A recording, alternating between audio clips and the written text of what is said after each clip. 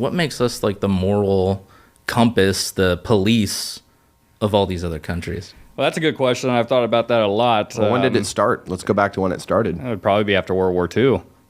Yeah. Yeah, I would say so. I think it's when everyone wanted to get Levi's 501 jeans and, emulate the United States. Yeah. If you're going to want to emulate the U.S. At the end of the day, I think about, nobody's perfect, and America is not perfect. Are they better? Are we better off than China or Russia policing the world? I think so. Why? Well, we're not a authoritarian state.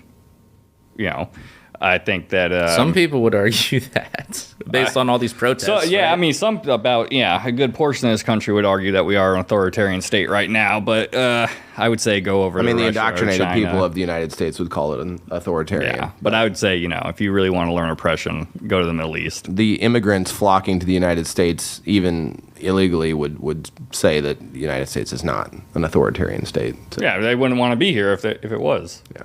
That makes a lot of sense. Yeah. I mean, the thing is whatever the United States is, it seems like people are, as you said, flocking here, and they're kind of, I don't know, retrofitting it to be more like the country they came from.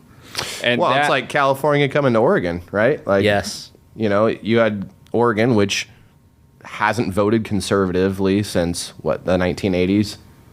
Yeah, and I'd like to talk about that too, but Okay, yeah. continue.